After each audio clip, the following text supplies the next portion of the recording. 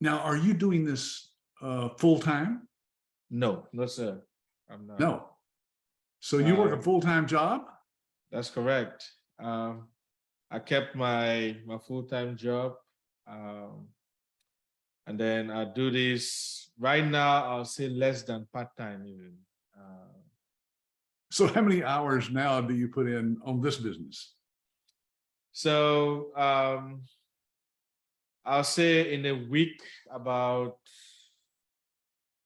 5 to 10 hours Okay. that I dedicate on this in a week. The reason for that is because I have employees now, right? They take care of all the operations, the marketing. I have in-house marketers. I have in-house operations guys that handle everything that I used to do by myself. Well, so Jude, why don't you give us an overview of where you're at in your business right now, and then we'll go back to the beginning and kind of talk about how you got your first client and so forth. So where are you right now? Do you have several clients? Yes, sir. I have at the moment 7 clients that I'm billing for. All of them are not full-time, so some of them are still one leg in, one leg out. So 4 practices are, however, they're full-time. The other 3 are part-time and sometime. So part-time and sometime, huh? Right. Yeah. Yes. Well, that's where I currently stand. No reason, and no wonder you need some employees. How many people do you have working for you doing the billing? I have 4 billers, 1 coder, and then 3 marketing staff. Okay, so Jude, explain to me, you still have another job? Why is that? Wouldn't this provide you a pretty good income if you have that many clients? They do, but I keep I'm an electrical engineer, you already know that. I still keep that. The goal is to get to a certain financial point, and when I get to my number, then I'll be comfortable walking away from that career. Yeah. But for now, I haven't hit that number yet. So well, that's a pretty high number, it sounds like, but that's great. You got some good goals, and hey, there's nothing wrong with keeping a secure, steady, revenue job. Yes. Yeah. Sure. Now, does anybody help you with the business other than these people that you've hired? Your a spouse or partner, or? So my spouse, typically when we started, we used to go out marketing, passing out flyers, but we started doing the billing ourselves, but it got overwhelming. So she went on to do something else. So I kept at it, and when I started hiring workers, the workload became less and less for me. And right now, like I said, I mostly take calls for maybe the doctors need something done immediately, or they have a question about some client that they're looking for a receipt and they cannot use iClaim or to manage, then I'll guide them. Okay, this is what you do, this is what you do, and that's about it. I can receive on a typical day maybe 3 to 4 calls. That lasts about maybe 5 to 10 minutes max. Yeah. That's about it. Yeah. So you're the manager, you're the owner, you're the supervisor. You don't do any of that any of that grunt work anymore, huh? No, I don't. I mostly do quality control. So in the weekends, so Saturday mornings is when we have a staff meeting. So everybody, marketing, operations, everybody, we come together and we go through every account. What went well, what went wrong, How can we improve? Every single accounting house, we check every single one of them. Good. Look at AR, look at backlog, everything. We make sure the operation is running smoothly. So that's where the majority of my time is spent on that quality control. Yeah. Now, how many of your clients are actually you're using iClaim to do the billing for, or do you use some of their systems that they were using before you found them? So the first client that I have, she switched and took iClaim. The second, the same iClaim. The third, she already had iClaim and she was just looking for a billing company, someone to do the service. Yeah. The fourth, brand new practice was iClaim also. The fifth came along and they didn't want to go with iClaim. For whatever reason, so they picked a different system. I worked with them for a year, and 3 months ago, they switched to iClaim. Oh, good.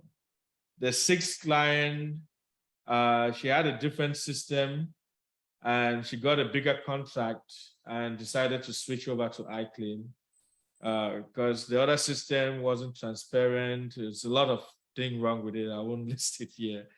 And then the seventh client, and right now I'm talking with the eighth. We've already come to a verbal agreement. I've sent her the contract. She just needs to sign it and send it back, but she doesn't want to go with iClaim. So I was like, okay, I'll work with you with what you have. The system that she was proposing, I'd worked with one of the existing clients already, and I told her it's no good. So she was looking for something else. But for some reason, she doesn't want to go with iClaim. Like, okay, your choice. Yeah. Well, you've switched all of them so far, so maybe she will switch somewhere down the line. It's usually money, isn't it? They don't want to pay that monthly access fee. Yes. But boy, once they start seeing that your rejection rate with iClaim can be so low, it almost pays for itself, doesn't it? That's right. That's right. Yeah. Now, are any of them on the electronic medical records, EMRX? Yes, both. So I don't switch one and leave the other. I switch both. It has to be iClaim and EMRX or bust. So right. Because what's the point? If we cannot fix the entire system doing patchwork, we're just going to keep having the same problem over and over.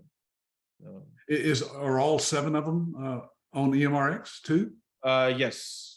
Yes, sir, they are. Well, that is fantastic, Jude. I'm so proud of you. I just can't believe that you've been building this business slowly but surely behind the scenes. You've got this, I would say, getting close to where you could just walk away from your other job if you wanted to. Maybe you've got some great benefits and retirement and so forth, but there's...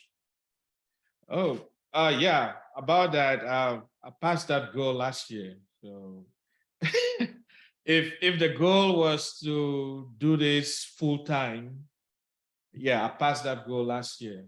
Around September of last year, I beat that goal already. But that was never my goal to begin with. So that's why I keep doing what I'm doing. Well, and hey, maybe you like what you're doing. Electrical engineering sounds interesting. Yes, I do. I really do enjoy what I'm doing. Now, what were you doing prior to joining ABS?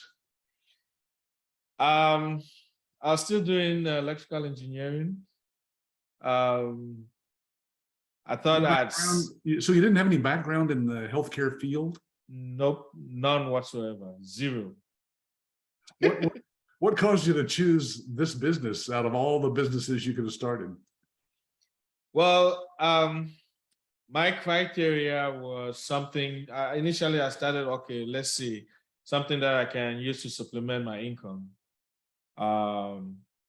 Because I'm in the energy business, is sinusoidal, so it's not very stable.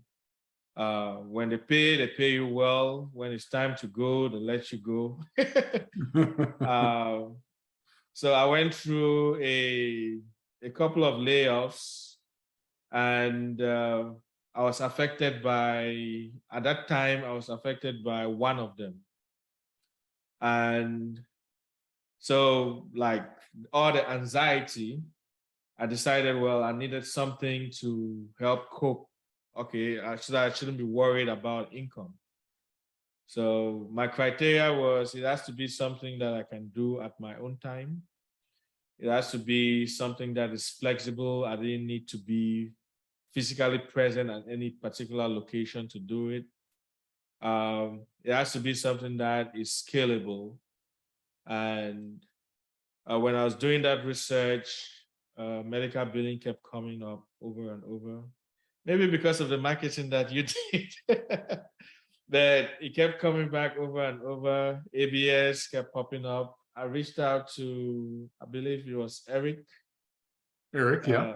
Yes, so I sent him a message, and he responded back, answered the questions that I asked, and he gave me some time to think about what we discussed. Then he followed up again, and I think by the time he followed up with me, I'd already made up my mind.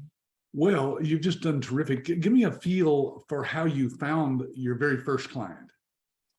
Oh, yeah. So because I'm doing this on part-time, so during my lunch hour, I'll go to a medical plaza, my cards, all the flyers, and I'll just go from first floor to the last floor up and pass out flyers, talk to the front desk. Sometimes I'm lucky, they tell me to meet the doctors or the practice manager. I'll do that.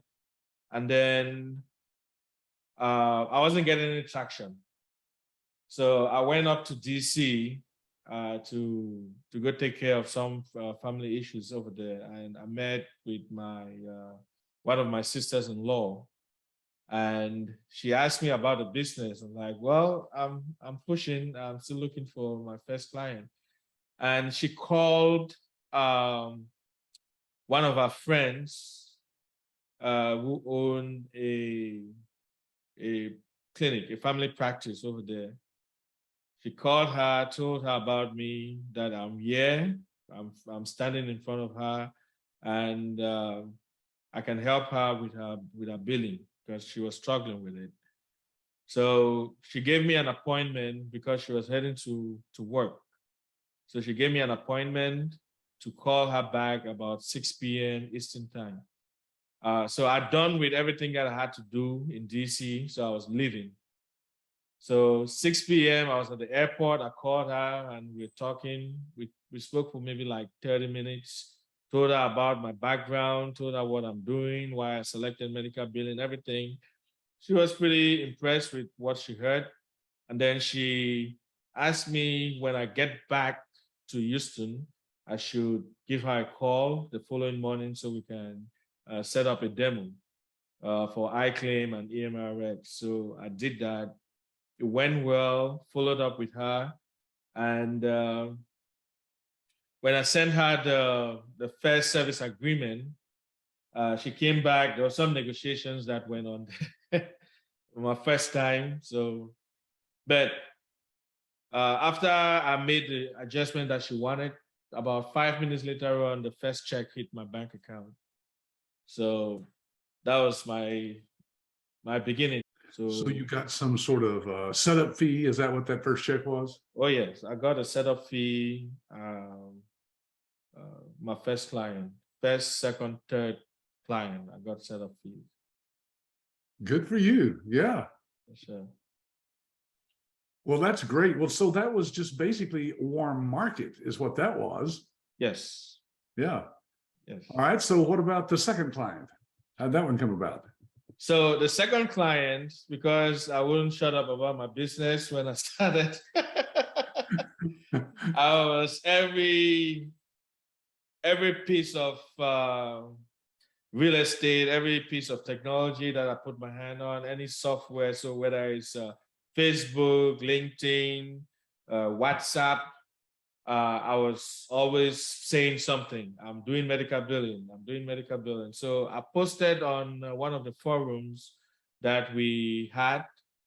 uh, that I was part of. And then I posted on my WhatsApp feed that I put a flyer over there, one of the flyers that ABS made. So I just put it up there and I changed with my business information. So I listed it in there.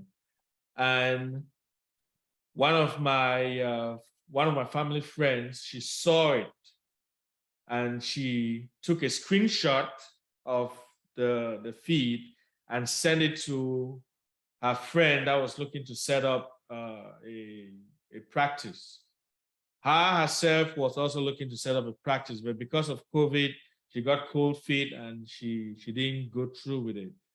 But she sent that flyer to one of her friends, and then she sent me a message that, hey, I'll have someone call you the following day. I was like, okay. I wasn't sure what they were looking for. So the following day, her friend called and told me, hey, I'm looking to start a practice. I'm a psychiatrist, and how can I go about this? I have everything else taken care of, but I don't know about the administration part, the billing, the software to use, and all of that stuff. And I'm like, well, I can take care of that. Don't worry about it. We went to a conversation. We came to an agreement. And a week later on, she sent me a check. I have the physical copy, I think, of a setup fee for that. So that's how the second client came about. Someone I knew that recommended me to a friend. Should I go on to the other? Yeah, so that was a referral. It sounds like a referral. Yes. Yeah. And even though that first lady didn't need you, she passed it on to somebody who did. Correct. That's great. Yeah. All right. So what about the third one? The third one, this second client of mine was, I guess she was so impressed with what I was doing. She recommended me to her friend. And she's also a psychiatrist. She does both inpatient and outpatient. And she has, I think, like a 15-bed inpatient facility that she's managing. So we worked together. She sent me the setup fee and everything. But after we started doing training, she got COVID. She went into a coma for the rest of the year, right up to 2021. She went into a coma? Correct.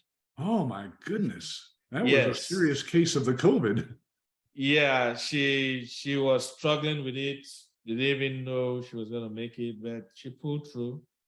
So now she's getting back on her feet, and she's setting up everything else that she had started. She's almost there, so we'll see how that goes. Yeah, good. Well, so what about the fourth client? The fourth was a referral. So this practice had they signed up for iClaim and EMRX already, but they weren't sure on who to use for billing. And my phone rang like, hey, Jude, meet Dr. X, Dr. X, meet Jude, and that's how we started. So she already had everything set up. She just gave me access and I took everything from then on. That's great. Wow, that's an easy one. Yes. And then you've got three more that are just part-time, is that right? Yes. So the fifth practice was also a referral from one of my friends. And what type of provider is that one? This is a family practice. Oh, okay.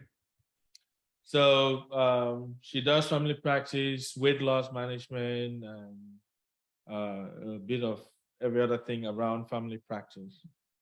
So I was marketing to my friends, and she put the word out, I guess, and she got a hit. And someone contacted her. She gave them my information, and one Saturday I was just after my meeting, I was waiting. I think I was waiting to go out, and then she called, like almost frantic, just panicking and everything. Like, hey, I need a biller, and they gave me your information and said you can do this. Like, can we work together? Pretty much, she was giving me the opportunity before I even asked for it. Like, okay, let's step back. Let's figure out what was wrong. Why are you needing a biller all of a sudden and all of that stuff? And it turns out the last billing company that she was working with wasn't following up on their duties. So I'll leave it at that.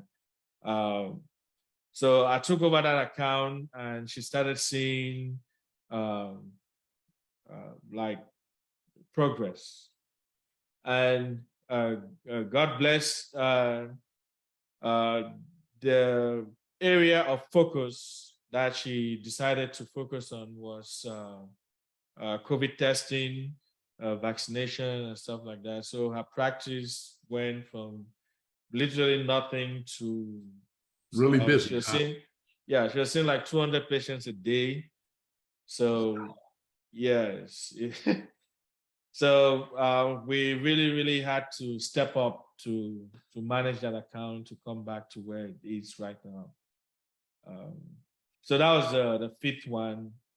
The sixth was a referral from my second client, the second account. Oh, yeah. Yes. The seventh is a referral from my first client. And the soon to be eighth is also a referral from my first client. Well, Jude, it doesn't sound like you did hardly any marketing except for that first client. Yes. Yes. Yeah. So when we tell people that they will get referrals, people find that hard to believe, but that's how yours has grown to eight clients now. That's great. Yes, sir. Yes, sir. I think the first client is your flag bearer. My focus on the first client wasn't to make money, obviously. So my focus was just to bring a practice to a manageable situation where she's happy. So I was sending out claims. Focus number one was just send out the claims, get it paid. And then focus number two was AR. So accounts receivables, we got it down to a manageable number. So. Yeah, that's important for a medical practice, isn't it? They leave that money on the table, they write it off at the end of the year, but there's money to be found out there and round it up. That's correct. That's correct. Yeah. So, Jude, thank you so much for your time. I'm going to let you go because I know you've got another meeting coming up, but let me just ask you this. Can you kind of summarize what's the very best thing that you could tell people who watch this? What's the best thing about owning your own business? Well, to me, at the end of the day, it was to curb that anxiety, right? So last year, all that anxiety went away. So I'm not worried about like where my next paycheck is going to come from anymore. I think I found a fix for that issue. So the best thing is that, to me, where you're not worried about where money is going to come from, where money is always on your mind. You're thinking about it all the time, almost to can't do anything else. And with your own business, especially one like this, you know that healthcare is going to be around forever. Oh yeah. And there'll always be new clients that you're going to get referred to. So I'm waiting for the day that you call me and say, Patrick, what do I do? I've got too many clients. What do I do with this 122nd client? I know, right? All right. Well, thank you so much for your time, Jude.